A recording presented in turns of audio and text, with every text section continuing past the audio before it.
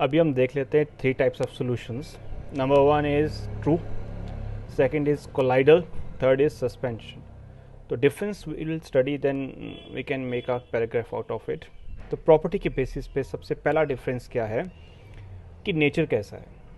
True solution अगर होगा तो नेचर इज होमोजीनस. होमोजीनस का मतलब हो गया एक जैसा. तो द एंटायर लेंथ वो उनका प्रोपोर्शन सेम रहेगा from the top to the bottom, left to the right.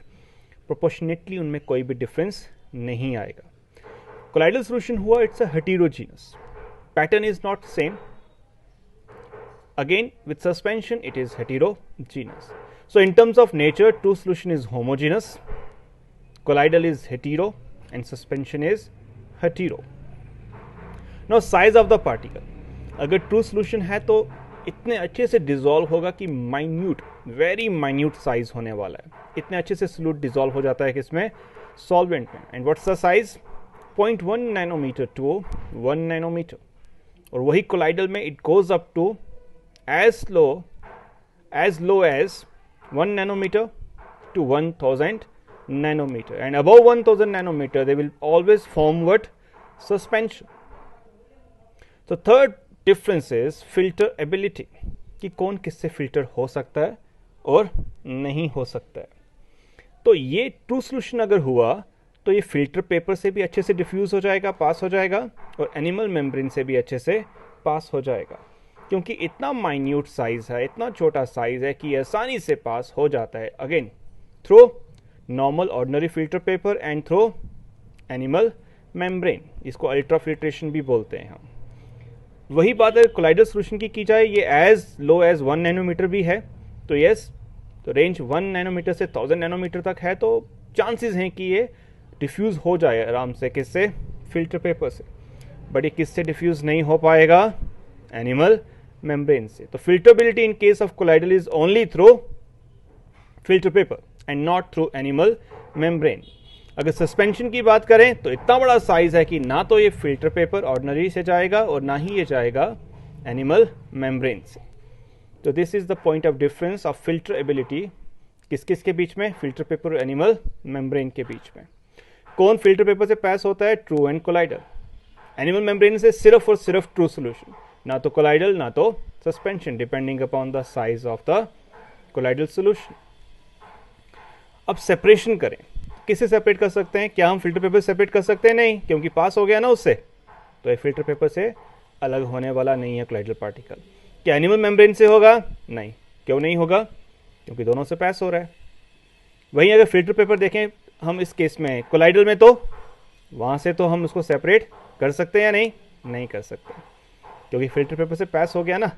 तो किससे सेपरेट कर सकते हैं हम? अगर हम क्या यूज करें? एनिमल मेम्ब्रेन, क्योंकि इससे कौन पार्ट पास नहीं होगा? कौन पास नहीं होगा? कोलाइडल पार्टिकल्स पास होने वाले नहीं. तो यस, एनिमल मेम्ब्रेन से हम सेपरेट कर सकते हैं कोलाइडल पार्टिकल्स को. अगर हम सस्पेंशन की बात करें, हम दोनों से कर सकते हैं, क्योंकि दोनों से ये पास नहीं होते. कौन पास नहीं होते? Dissolved colloidal particles. तो सेपरेशन ट्रू सोल्यूशन की नहीं हो सकती.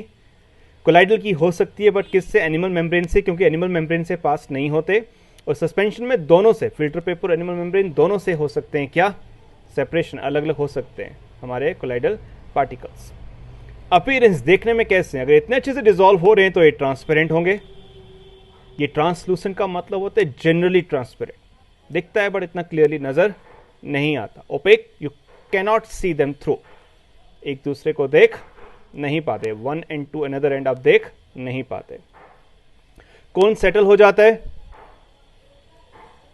क्या सेटल होते हैं? Don't. Because of this extremely small size they don't settle at the bottom. कौन सेटल हो सकता है? सेंट्रीफ्यूज से. यस, घूमते घूमते घूमते घूमते वो आके कहीं ना कहीं सेंटर ऑफ दैट ग्लास क्या करेंगे? सेटल हो जाएंगे. और सस्पेंशन मीन्स कि इतने हैवी पार्टिकल्स हैं, size is more than 1000 nanometre. It's just like putting sand in water. तो वो under the action of gravity क्या करेंगे? सेटल हो जाएंगे. So these are certain point of differences: nature, size of particle, filter ability, separation, appearance and setting.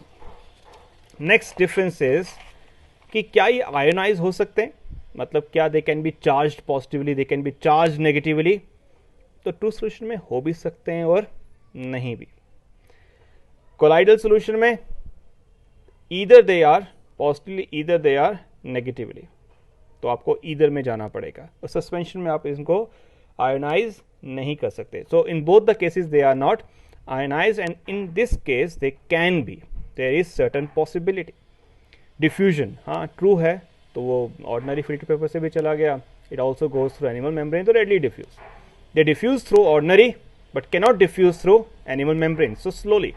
Suspension में don't diffuse from any one of them, so that is why there is no diffusion. अब आपने ये तीन effect पढ़ने हैं, टाइंडल effect, Brownian movement और electric charge. ये अलग से 3 मार्क्स के आपको विद डायग्राम रिप्रेजेंटेशन बताने पड़ते हैं। तो अभी के लिए तो आप इफेक्ट्स को याद रखिए कि टाइंडल शो नहीं होता, that is basically an you can say that scintillating effect बोल सकते हैं इसको। ये एक ट्रू सोल्यूशन शो नहीं करता, कोलाइडल करता है, सस्पेंशन नहीं करता है। Brownian movement, again Robert brown से आया है ये कॉन्सेप्ट, जो कि आपने सेल में पढ़ा होगा इन बॉटनी। तो ट्रू सोल्यूशन नहीं शो करता, कोलाइडल करता है, तो इसलिए हमने कोलाइडल वाली चीज़ें रखी हैं ताकि हम इसको एक्सप्लेन कर सकें, बिकॉज हम कोलाइडल टॉपिक को इसमें एक्सप्लेन करके इन ब्रीफ नहीं, काफ़ी डिटेल में पढ़ने वाले हैं। Electric charge, they are uncharged, तो ये कोलाइडल या तो पॉजिटिव होता है या तो they don't have both the charges with them. Colloidal particles या तो पॉजिटिवली चार्ज होंगे या तो नेगेटिवली चार्ज होंगे, और यहाँ पे ये अनचार्ज होते हैं। तो ये 3 इफेक्ट्स मैं इसलिए अभी नहीं बोल आपको रहा हूँ क्योंकि अभी इनको डिटेल में पढ़ना है हमें। फिलहाल के लिए हमें ये याद रखना है, कोलाइडल सोल्यूशन शो करते हैं टाइंडल इफेक्ट भी, ब्राउनियन मूवमेंट भी, और इलेक्ट्रिक चार्ज कौन सा वाला, या तो पॉजिटिव या तो negative. So these are the differences in true, colloidal and suspension. I hope when you will get through it in point of differences, you can have a certain paragraphing of them. Okay.